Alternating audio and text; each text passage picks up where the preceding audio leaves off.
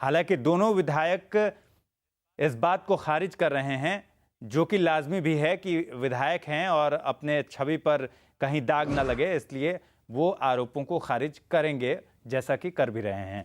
अब सवाल ये भी कि पुलिस पर इतना दबाव है विधायकों का, पुलिस पर सत्ता का इतना दबाव है कि पुलिस एफआईआर करने में देर करती है और कल के वाकये को कल शाम को जाकर एफआईआर दर्ज की गई।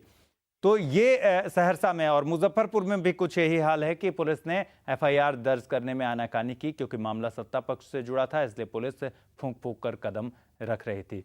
सवाल यह है कि क्या सत्ता के मद में चूर हैं ये विधायक मनमानी पर उतारू हैं, और सुशासन में आखिर ये क्या हो रहा है? इन तमाम सवालों के जवाब देने होंगे, और इन तमाम सवालों के जवाब सरकार को भी देने होंगे, उन विधायकों को भी देने होंगे जिन पर आरोप लगे हैं, साथ ही पुलिस को भी देने होंगे कि आखिर किस दबाव में है पुलिस।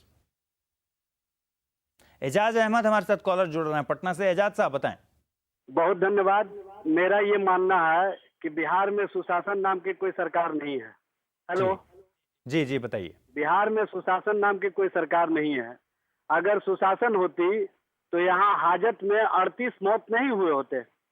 दरअसल यहाँ पर नीतीश का जो शासन चल रहा है, ये ऐसे लोगों के कारण ही शासन चल रहा है। इनके जो एनडीए के और भारतीय जनता पार्टी के जो नेता हैं, प्रदेश अध्यक्ष भी हैं सीपी ठाकुर जी, उनके प्रेस कॉन्फ्रेंस में इस तरह का कांड होता है, और उसके बावजूद भी 24 घंटा 36 घंटा बाद एफआईआर दर्ज होता है। ये है सुशासन का खेल। और गरीब जो जाते हैं अपने मामले को लेकर के, उनको हाजत में बंद कर दिया जाता है, उनको इतना पीटा जाता है कि वो काल की गाल में समा जाते हैं। दरअसल ये सरकार पूरी तरह से लॉ एंड ऑर्डर के मामले में विफल है। यह सरकार आम जनता पर तो अपना हुक्मरानी चलाने में अपने आप को फख्र महसूस करती है, लेकिन जो इनके विधायक है उन पर इनका हुक्मरानी नहीं चलता है। बिल्कुल। दरभंगा से अगले कॉलर जुड़े हुए हैं गजेंद्र। दरभंगा से गजेंद्र है अगले कॉलर। गजेंद्र जी बताएं। बहुत बहुत धन्यवाद। महुआ न्यूज तो समय समय पर इस तरह के मुद्दों को उठाती है जी, और सबसे पहली बात है कि सुशासन का दुष्प्रचार करने में हम लोग मीडिया के बंधु का ज्यादा हाथ है। और एक बात सही का तो बहुत पहले कही गई है कि when democracy becomes corrupt the best gravitates come to the bottom, worst throw to the top, and while is ousted only by the violence.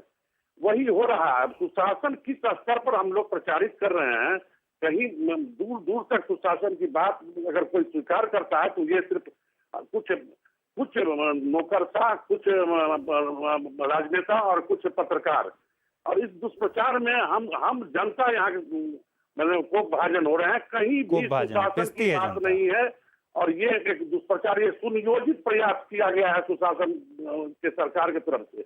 इसलिए मीडिया को निष्पक्ष अगर निष्पक्ष हो मीडिया तो आज दूध का दूध पानी का पानी होगा। बिल्कुल। आलम हमारे साथ अगले कॉल पटना से। आलम जी बताएं।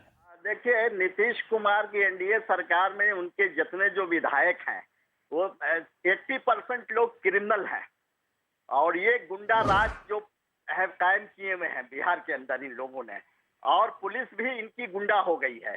आम जनता की पुलिस कोई बात नहीं सुनती है, और ये पुलिस प्रशासन और इनके विधायक एकदम बिहार के अंदर एकदम तराही कर दिए हैं आम जनता को, और 80% के लोग क्रिमिनल हैं एमएलए विधायक। चलिए, बहुत शुक्रिया आलम जी हमसे बातचीत करने के लिए। बड़ा सवाल है। लोगों के आक्रोश को तो समझा जा सकता है, लोग जाहिर तौर पर आक्रोशित होंगे अगर ऐसी खबरें आएंगी कि मनमानी पर सत्ता पक्ष के लोग ही उतारू हैं, जिन्हें दरअसल विकास के काम करने चाहिए, और जो सुशासन का दावा नीतीश कुमार और उनकी सरकार कर रही है उस पर जिन्हें खरा उतरना चाहिए वो लोग ही आरोप में घिरे हुए हैं। और सच्चाई क्या है, सच क्या है, ये तो जांच के बाद पता चलेगा, लेकिन सुशासन राज में ये क्या हो रहा है, ये बड़ा सवाल अब भी बना हुआ है। वक्त छोटे से ब्रेक का है। ब्रेक के बाद भी जारी है महुआ मुहिम। आप देखते रहिए महुआ न्यूज।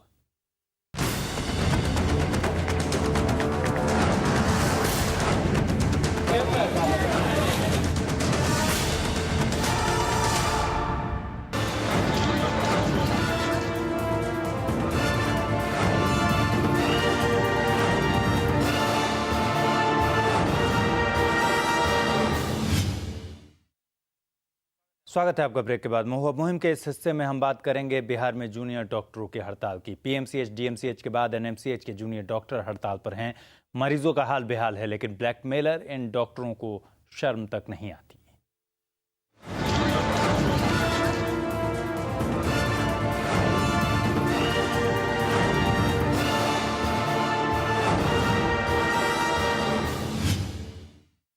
पिछले 11 दिनों से पीएमसीएच के जूनियर डॉक्टर हड़ताल पर हैं। पीएमसीएच के बाद अब डीएमसीएच और अब एनएमसीएच के डॉक्टर भी हड़ताल पर हैं। इस हड़ताल से मरीजों की हालत दिनों दिन बिगड़ती जा रही है। सरकार के साथ अब तक जितनी बैठकें हुई उसमें कोई नतीजा नहीं निकल सका।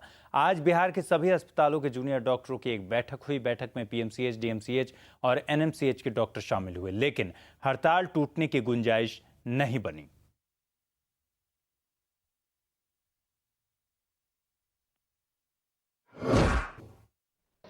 उसका मतलब नाम डिटेल कर दिया कि घर ले जाइए, सुई दवा सब बंद हो गया है। ये मतलब कि इतना दिन हम इमरजेंसी में नहीं रख सकते हैं। अच्छा। तो हम मान लिया कि अब गरीब आदमी कहाँ से क्या कर सकते हैं। तो यहाँ भर्ती नहीं ले रहे हैं? भर्ती ले गए, बस उसके बाद नाम काट दे रहे हैं ना। हम बोल रहे हैं कि हमको बाद में रेफर कर दीजिए, तो बाद में नहीं, हमको यहीं पर रहना है, ऐसे ही आप घर ले जाइए। दवा भी नहीं दी? दवा दारू कल से बंद है, सब बंद हो गया।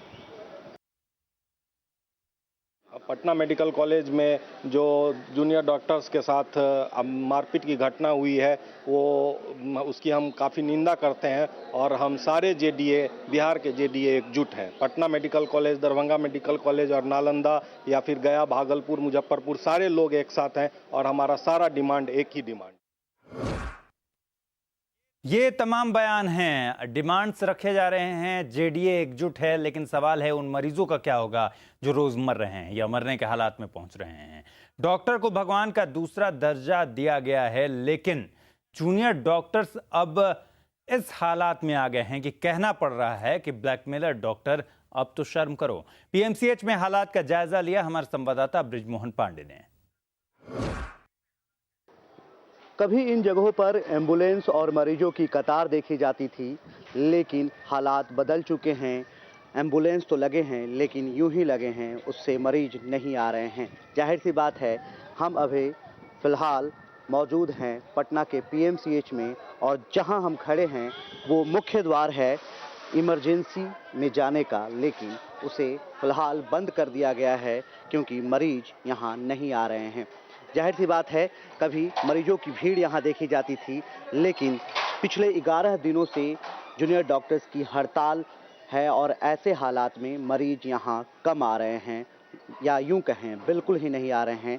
सबसे बड़ा अस्पताल है, प्रदेश का सबसे बड़ा अस्पताल है और दूर दूर से यहाँ लोग आते हैं इलाज कराने के लिए। सरकार ने कोशिश ज़रूर की है कि जो डॉक्टर हैं, दूसरे डॉक्टर हैं, उन्हें बहाल करके इमरजेंसी की सेवा बेहतर की जाए, लेकिन अब इमरजेंसी के मरीज भी यहाँ कम ही आ रहे हैं। लोग चले जा रहे हैं दूसरे निजी अस्पताल में। जाहिर सी बात है, जूनियर डॉक्टरों ने अपनी सुरक्षा की मांग को लेकर, स्टाइपेंड बढ़ाने को लेकर, कुछ और अन्य मांगों को लेकर भी ये हड़ताल शुरू किया है और साथ ही अधीक्षक जो हैं उनको बर्खास्त करने की मांग कर रहे हैं ये जूनियर डॉक्टर। और ऐसे हालात में सरकार और उनके बीच तालमेल नहीं बैठ पा रही है और यही वजह है कि लगातार 11 दिनों से हड़ताल जारी है और मरीज जो हैं वो बैरंग ही वापस लौट जा रहे हैं दूसरे अस्पतालों में। उनका इलाज नहीं हो पा रहा है। कभी यहाँ मरीजों की भीड़ होती थी, लेकिन अब एकाध मरीज ही यहाँ देखे जा रहे हैं। कैमरा पर्सन राजेश कुमार के साथ बृजमोहन पांडे, महुआ न्यूज, पटना।